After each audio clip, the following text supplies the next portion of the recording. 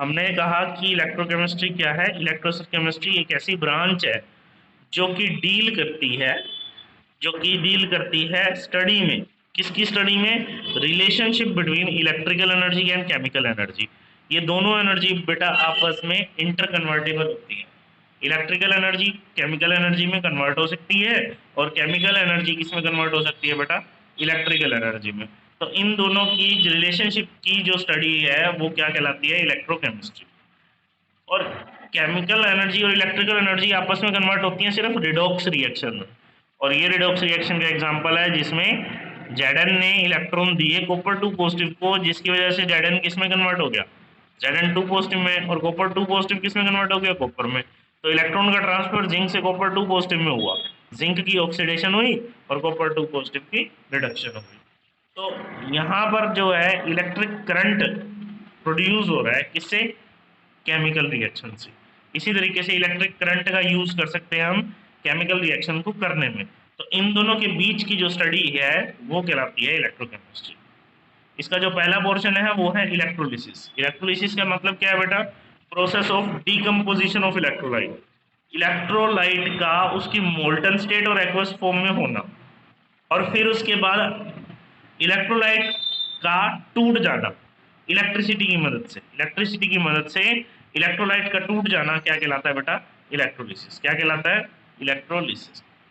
अब जिस अपरेटस में, जिस वेसल में ये इलेक्ट्रोलिसिस होती है उसको हम इलेक्ट्रोलिटिक सेल कहते हैं। उसको हम क्या कहते हैं? इलेक्ट्रोलिटिक सेल कहते हैं। तो इलेक्ट्रोलिटिक सेल दो चीजों से मिलकर बना है। एक तो इलेक्ट्रोड होते हैं और एक इलेक्ट्रोलाइट होता है। एक इलेक्ट्रोड होते हैं और एक इलेक्ट्रोलाइट होता है। इलेक्ट्रोड जो है दो टाइप के होते हैं। अगर पॉजिटिव एंड से जुड़ा हुआ है बैटरी के तो उसको एनोड कहेंगे, और अगर नेगेटिव एंड से जुड़ा हुआ है तो उसको कैथोड कहेंगे।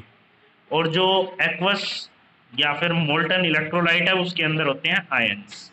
उसके अंदर क्या होते हैं बेटा? आयंस। तो ये एपरेटस जब इलेक्ट्रिसिटी को हम पास करेंगे इस इलेक्ट्रोलिटिक सेल में, जब पास करेंगे इलेक्ट्रिसिटी इलेक्ट्रोलिटिक सेल में, तो जो पॉजिटिव चार्ज है वो किसकी तरफ जाएगा?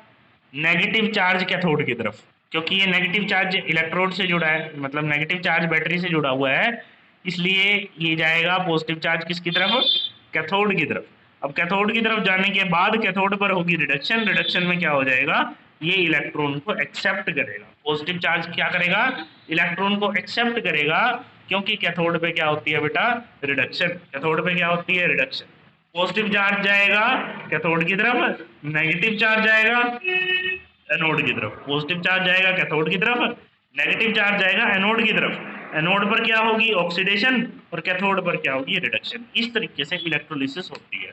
इस तरीके से इलेक्ट्रोलिसिस होती है। दो पॉइंट और साथ में याद करने होता है आपको। मैंने ये समझाया कि भाई अगर एक्वस सॉल्यूशन होता है, यानी कि वाटर वाला सॉल्यूशन है, तो उसमें दो कैटायन बनेंगे, दो एनायन बनेंगे। क्यों बन रहे हैं? क्योंकि सिंपल अगर NaCl है तो वो Na पॉजिटिव और Cl नेगेटिव देगा, बट साथ में अगर वाटर भी आ जाए तो H पॉजिटिव और OH नेगेटिव भी देगा। यानी कि दो पॉजिटिव आयंस कौन कौन से हैं? एक Na पॉजिटिव है, एक H पॉजिटिव है। और दो नेगेटिव आयंस में कौन कौन से हैं? Cl नेगेटिव है और OH नेगेटिव है। अब दो कैटायन है, दो अनायन है, तो कौन सा डिस्चार्ज होएगा? Na पॉजिटिव डिस्चार्ज होएगा या H पॉजिटिव डिस्चार्ज होएगा? Cl नेगेटिव डिस्चार्ज होएगा या OH नेगेटिव होगा? मतलब एक पॉजिटिव तो होगा और एक नेगेटिव होगा। तो कौन सा पॉजिटिव होगा और कौन सा नेगेटिव होगा, इस बारे में हमने डिस्कस करना है। तो ये कैसे पता चल सकता है? ये पता चल सकता है डिस्चार्ज पोटेंशियल वैल्यू से। जिसकी डिस्चार्ज पोटेंशियल वैल्यू कम होगी वो डिस्चार्ज पहले हो जाएगा। यानी कि कॉपर 2 पॉजिटिव जो है पहले डिस्चार्ज होएगा हाइड्रोजन, सोडियम, मैग्नीशियम, एल्यूमिनियम से। इसी तरीके से जो Cl नेगेटिव है वो पहले डिस्चार्ज होएगा। Cl नेगेटिव जो है वो पहले डिस्चार्ज होगा OH नेगेटिव और SO4 2 नेगेटिव से। आगे बात बेटा समझ में?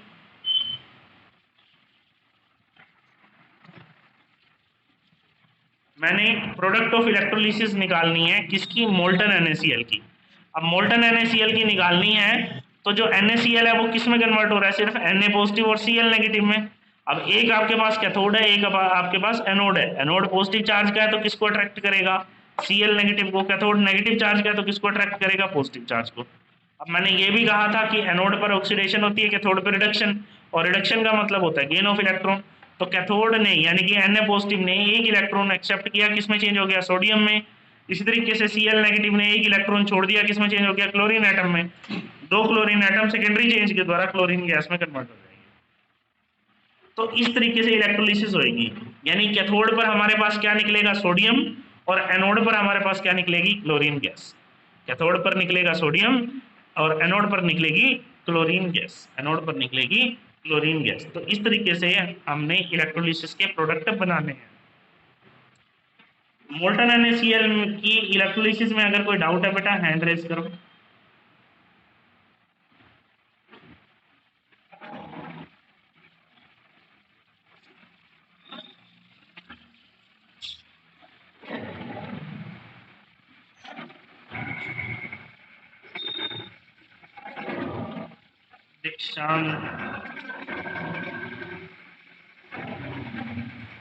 दीक्षांत बेटा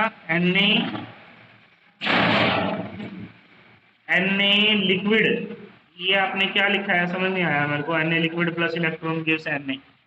दीक्षांत बेटा मैं आपको अनम्यूट कर रहा हूँ, क्वेश्चन पूछ दो।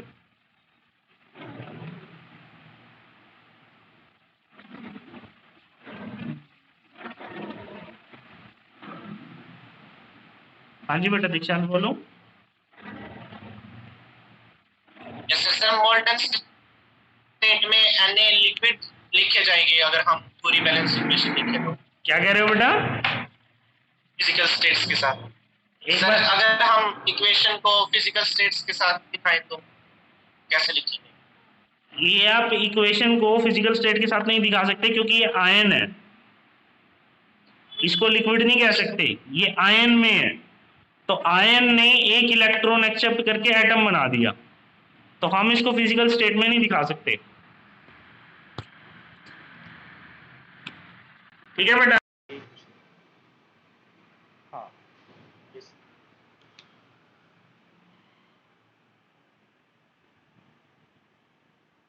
तो हमने जो करा डिस्कस वो मोल्टन NaCl था। अब एक इसका ही आगे फर्दर पार्ट कर लेते हैं हम बात करते हैं प्रोडक्ट ऑफ इलेक्ट्रोलिसिस की। तो मैंने आपको एक्वस NaCl का केस बताया। एक्वस NaCl के केस में क्या है, NaCl किस में कन्वर्ट होता है बेटा, Na पॉजिटिव और Cl नेगेटिव में। वाटर किस में कन्वर्ट होता है, H पॉजिटिव और OH नेगेटिव में। कैथोड पर Na पॉजिटिव और H पॉजिटिव के बजाय H पॉजिटिव रिलीज होता है और हाइड्रोजन गैस बनाता है। H पॉजिटिव डिस्चार्ज होता है और हाइड्रोजन गैस रिलीज करता है। सिमिलरली एनोड पर Cl नेगेटिव और OH नेगेटिव में से Cl नेगेटिव डिस्चार्ज होता है और क्लोरीन गैस को रिलीज करता है।